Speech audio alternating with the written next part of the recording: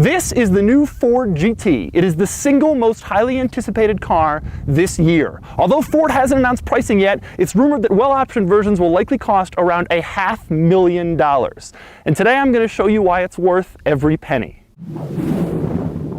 I've flown all the way to Tooele, Utah to borrow this Ford GT from Ford at the Ford GT press launch. Today I'm going to show you all of its interesting features and cool details and awesome new technology, and then I'm going to take it out on the road and show you how it drives. And of course, for more of my thoughts on the Ford GT experience, click the link below for my column on autotrader.com/oversteer. Oh, and by the way, this isn't the only thing I've done with the new Ford GT. I've also made a video thoroughly comparing the new Ford GT and the old Ford GT, which will be up very shortly on my channel, so keep checking back. Before I get into all the cool stuff, a little overview.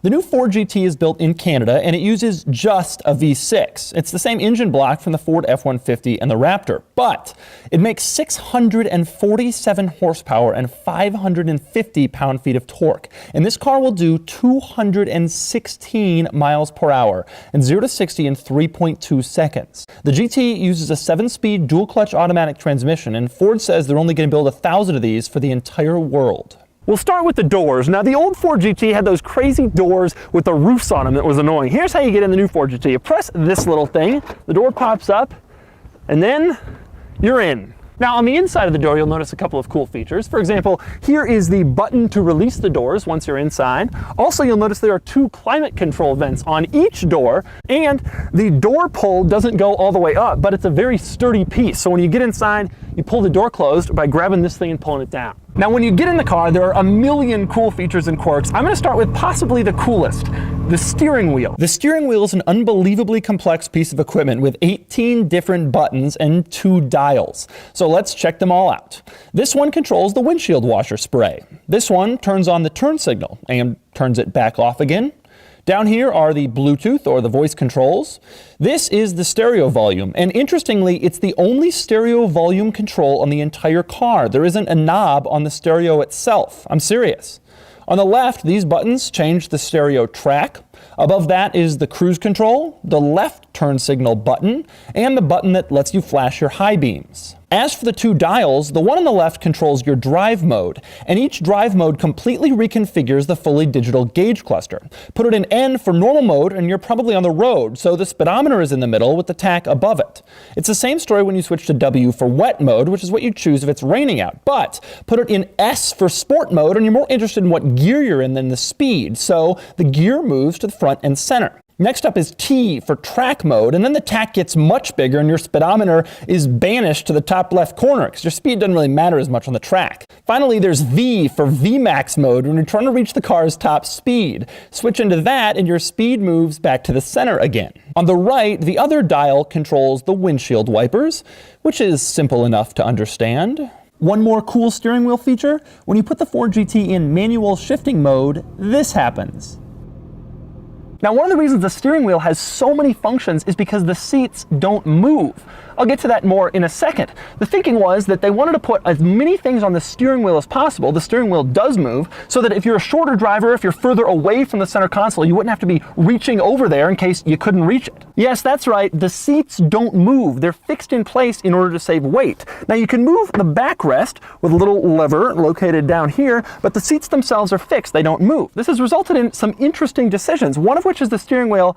Another is the mirrors. Take a look at the driver mirror and notice where it's positioned on the door, almost as far forward as possible. Now check out the passenger mirror. It's a few inches further back to provide maximum visibility for the driver sitting in a fixed position on the left side of the car. Speaking of the seats, let's talk seat belts. This car has a racing harness, but Ford can't sell it like that. The government would get mad and call it a race car. So these are aftermarket harnesses from Sparco you can get in the Ford Performance catalog. The funny thing is, this car also has a normal seat belt. But the best part is that Ford knows what buyers are going to do with this car, so every Ford GT comes ready with mounting points for a racing harness. Another thing you'll notice when you get inside the car is just how narrow the interior is. You're almost shoulder to shoulder with the person next to you, like you're in a Lotus Elise or some other small car. There's barely room for a bunch of switches in the middle. And so there are only a few items in the middle. One is the trick transmission lever, which is a circle: park, reverse, neutral, drive, and push the middle for manual mode. There's also the cool engine start-stop button. And between the seats, there's just 4 switches: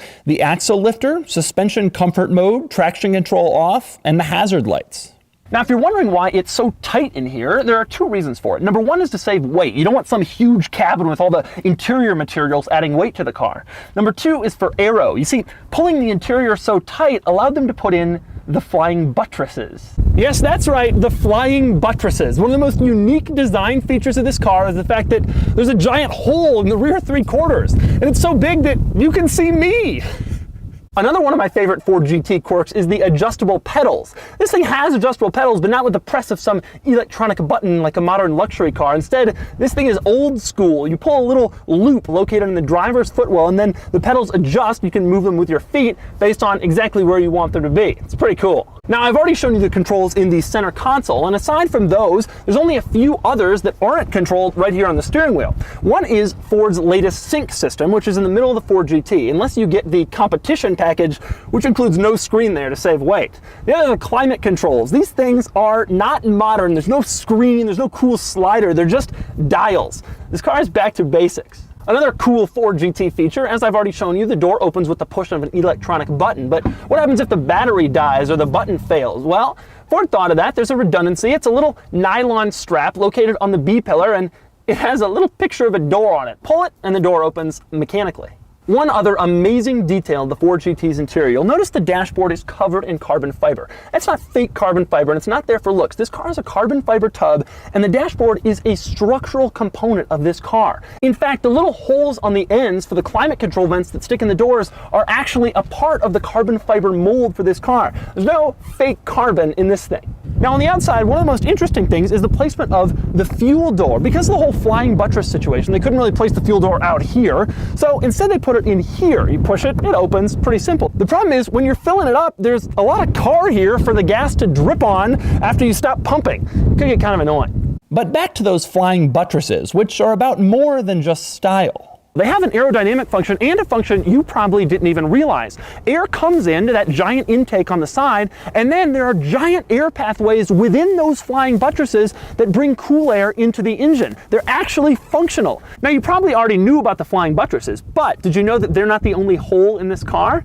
Check it out. You see this hole right here? When you open the door, you can see it a lot clearer. In fact, there's a giant air management system with a big air channel that sends air from the front of the car all the way through behind the wheel for improved aerodynamics and downforce. Another really cool Ford GT feature is the hole in the middle of the brake lights. Now, I've shown you how all this air gets into the engine, in part through the flying buttresses and the air channels, so you're wondering, well, how does it get out?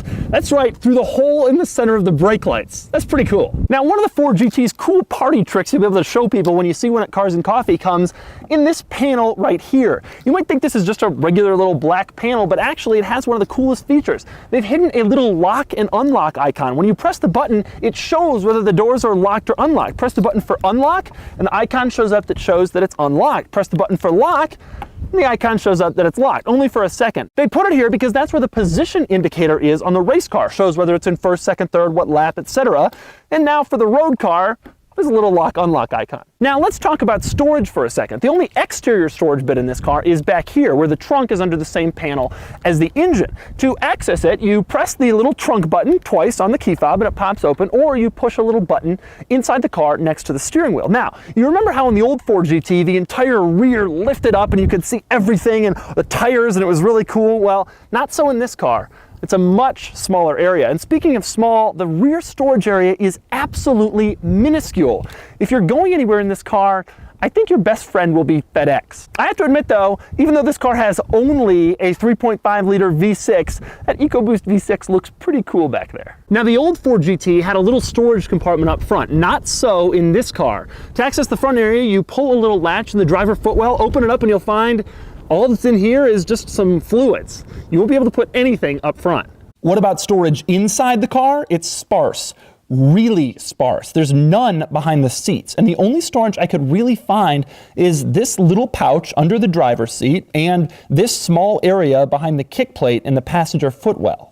Another amazing feature about this car, I already showed you track mode and VMAX mode and how you can switch to them and what happens on the gauge cluster when you do it. But the really cool thing about those two modes is that when you switch into track mode or VMAX mode, the car lowers by 2 whole inches entirely. The whole car goes down so that it has just 2.75 inches of ground clearance. That's amazingly low. Think of it this way. When a Ford GT is in track mode, a Dodge Viper has double the ground clearance. But the most amazing part is how fast it lowers and raises itself. Take note, I haven't sped up this footage at all.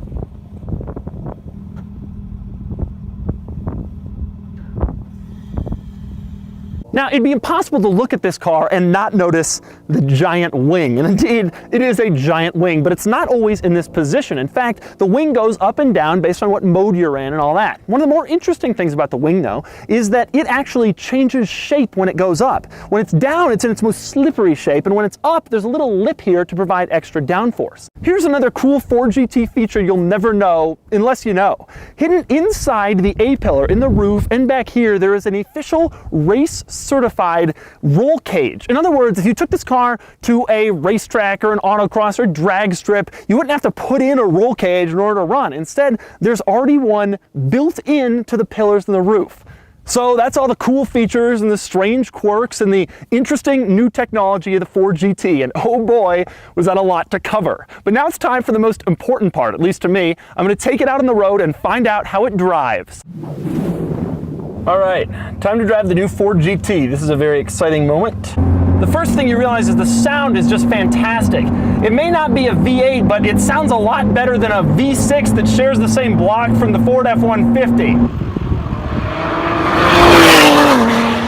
The transmission is quite quick, even in normal mode. Handling is just next level precise, on the level of every exotic car I've ever driven, the craziest stuff, Ferrari, Lamborghini. Oh my God, it's so fast. It feels race car fast. I am blown away by the precision of this handling. Oh my God, that's insane. Visibility is really surprisingly good. That mirror, I can see a lot in that mirror. That mirror is pretty good too. In back, I do pretty well. The window is pretty small, but I can see a lot of stuff. I'm kind of surprised, actually. I love that the steering wheel is not a circle. It really feels like a racing car steering wheel. That sound right behind you is just crazy. It's a great noise. Really, really great.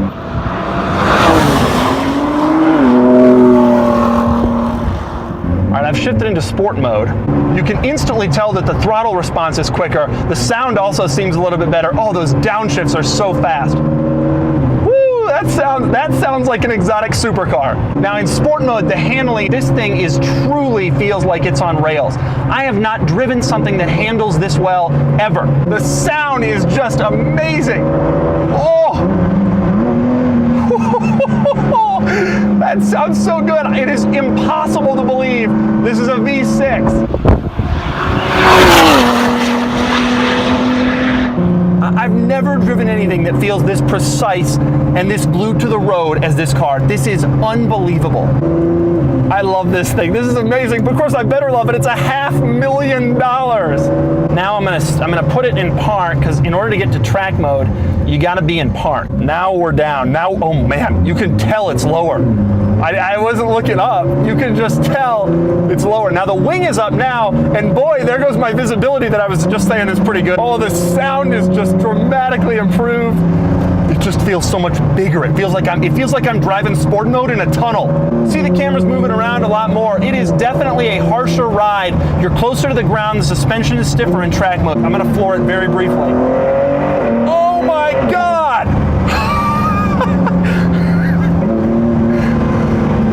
One of my pet peeves is that the paddles move with the steering wheel. They really ought to stay put. When I'm in a corner and I'm going for the paddle, it's somewhere up there. I don't know, it's annoying. I'm just blown away by the steering. I'm going 50.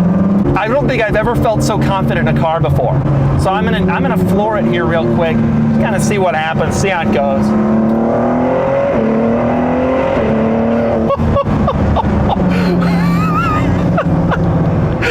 Amazing, truly, truly amazing. I cannot believe this car is really special.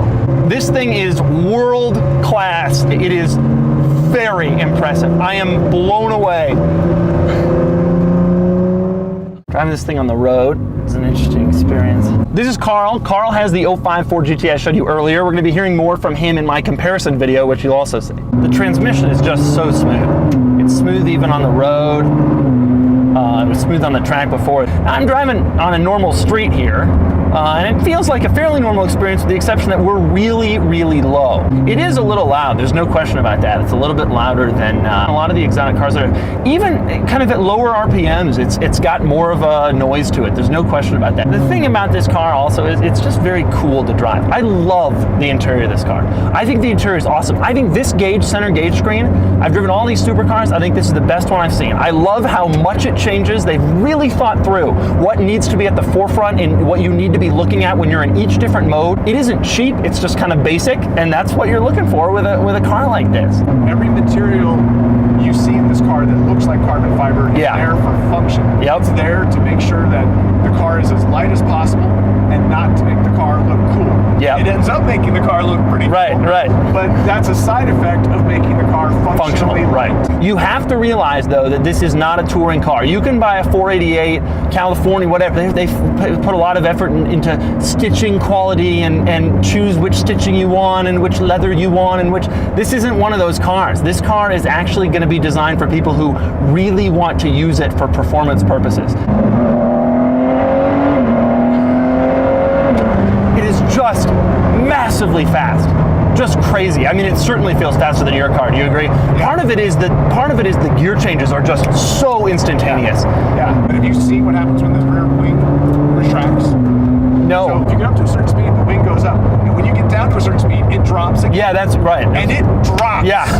So that's what that was. Loud. The car didn't just raise up, it was just the wing that was doing. Okay. Clunk.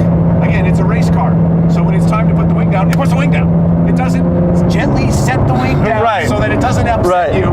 It puts the wing down. Right. Oh, God, this is just an amazing car. It really, really is. It's everything you'd hope that a car at this price point would be. Right. This car, I drove the Aventador SV, which is also $500,000. This car makes that thing look agrarian. I mean, this car is so much more precise, and it's just on a completely different level. It really feels like it is. So there's your most thorough look yet at the new Ford GT. Don't forget to click the link below for my column about the GT on autotrader.com/oversteer. And don't forget to watch my comparison video between the new Ford GT and the old one. Oh. I gotta buckle up, that's what that is. It's the buckle chime, because the regular belt isn't buckled in. That's so funny. So now I got two groups of seat belts on. I'm really safe today.